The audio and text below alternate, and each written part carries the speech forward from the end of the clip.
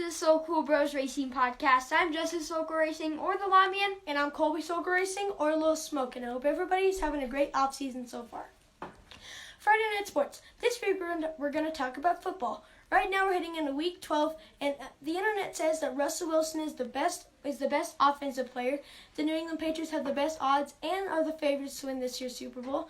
You have Dak Prescott, which is your passing leader, Christian McCaffrey, your rushing leader, Michael Thomas, your receiving leader, and finally Aaron Jones as your touchdown leader.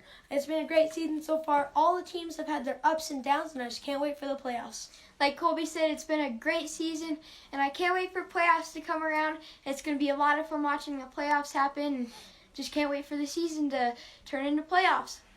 This week we're going to talk about racing, and in racing we're going to talk about NASCAR.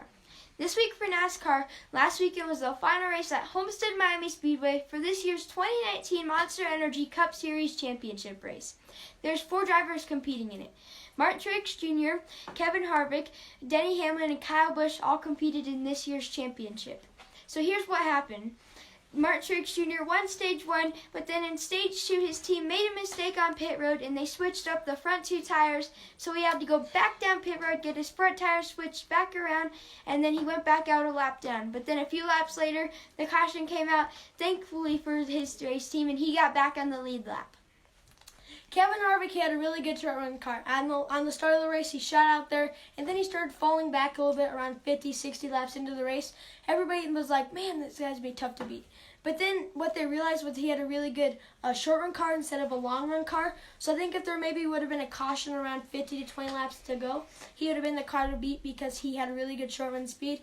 But overall, he had a really good season and a really good championship run. Here's what happened with Denny Hamlin. Denny Hamlin started on pole, and then in Stage 3, his team made the mistake by calling and saying that they were going to put some more tape on the grill. And when they put more tape on the grill, it started making his car overheat. So then his car started overheating, and he had to go back down pit road, get that tape taken back off. And he was the one who had the best shot at probably winning the championship up against Kyle Busch. But I mean, all in all, it's what happens during the race day. But when the dust settled, Kyle Busch was this year's 2019 Monster Energy Series Cup Series champion. He really earned that one. Joe Gibbs Racing, congratulations. This was Kyle Busch's second ever career championship. In the championship for all the drivers, he had 3 Toyotas, 3 Joe Gibbs Racing cars versus Stuart Hawes Racing, Kevin Harvick's Ford. So Kevin Harvick really had his work cut out for him, but overall it was a great season. I can't wait for next season. Yeah, Colby said can't wait for the next season to come around. Hopefully it's even more fun to watch. Also in racing, we had the Hangtown 100. It was the inaugural Hangtown 100. It was a 2-night event, and it was located in Placerville Speedway in California. Night 1, Gio Scelzi ended up winning the A-Main. Congratulations, Gio. But then night 2, oh my gosh, what can I say? Holy crap, Kyle Larson really had his car set up, and he really drove that car really good to end up coming out with the W. He ended up winning the overall weekend with points too, so that was really good of him. But this race was really special, not only with it being the inaugural race, but also it being the highest paid midget race ever.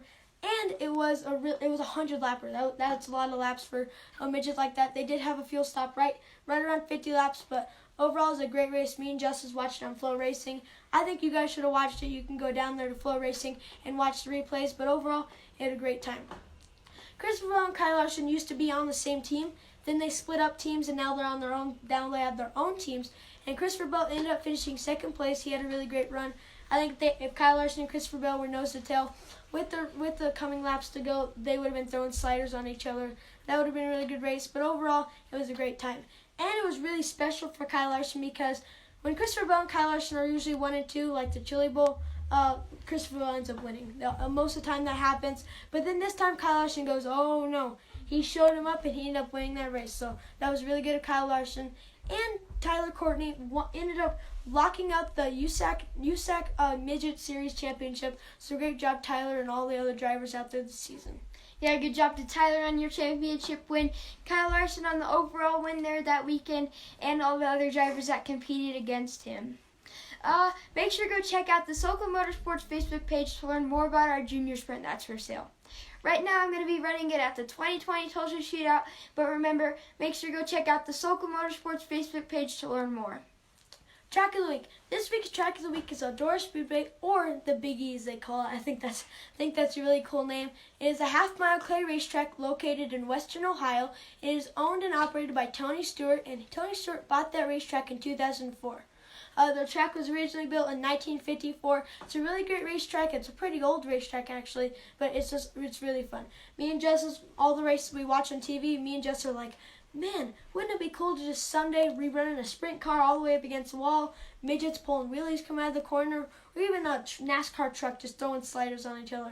But hopefully when that day comes, you guys will see us on TV and remember us talking about it. Yeah, I can't wait for the day to come around that we'll be at that racetrack running the top in a sprint car or even a dirt midget running around that racetrack. It's going to be a lot of fun for when the day comes around.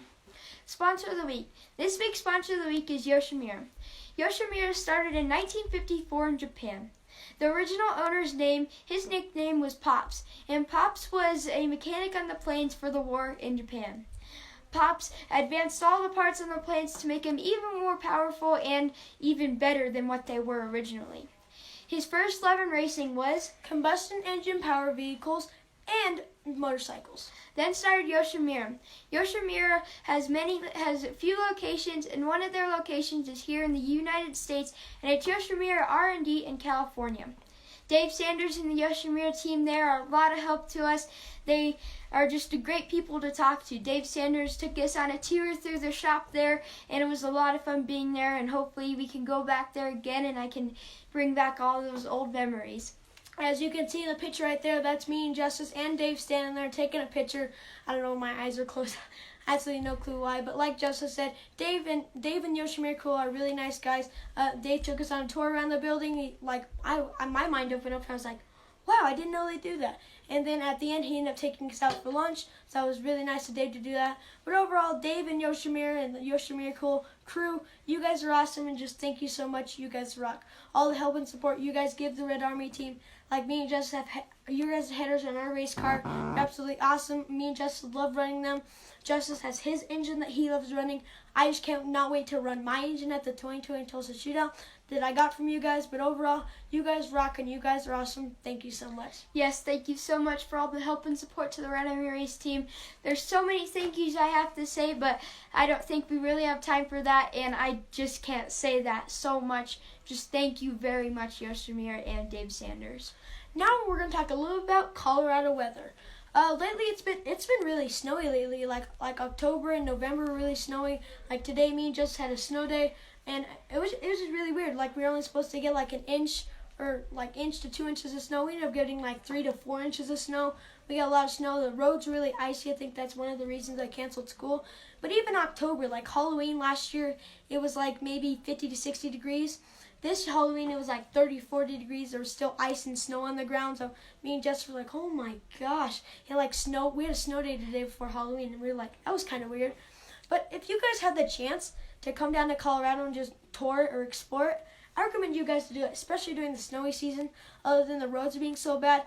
It's just really beautiful outside. Like the mountains, the peaks on top just have snow on them all the time. It's so beautiful. So if you guys have the chance, just come out to Colorado and explore it. Yes, come out to Colorado, see the beautiful mountains and everything here in Colorado. It's so beautiful when it's all white and snowy, so make sure to come out and check it out. Justice, what's something special that's happening this week? Thanksgiving. Happy Thanksgiving to all you fans out there. Hopefully you guys can have a lot of fun meeting your family and friends, and also have a lot of fun eating all the food that's on the dinner table. Also, I know that the season's winding down. It's almost New Year's, and also Christmas is right around the corner. Justice, what's something that you want this Christmas? Oh, that's a really great question, because there's a lot of things I have on my Christmas list, but some of those, I honestly don't really have an idea. A race car would be great, but we'll start working for those as time goes on. But I'll just have to see what I want, and when Christmas comes around, I'll probably have an idea, but it will probably be too late because it'll probably be like Christmas Day, and I'll be like, oh, I want that, and I missed out on the time when I should have asked for it. What do you want? Well, like you said, there's so many things out there to choose. I like you said, I would absolutely love to have another race car, but unfortunately, I don't know. Maybe I'll get one. I don't know. I would hope I can get one, but overall, I think Because last Christmas you asked for a rifle, a hunting rifle, and like this next year, I think we're all going to put in for tags to go hunting.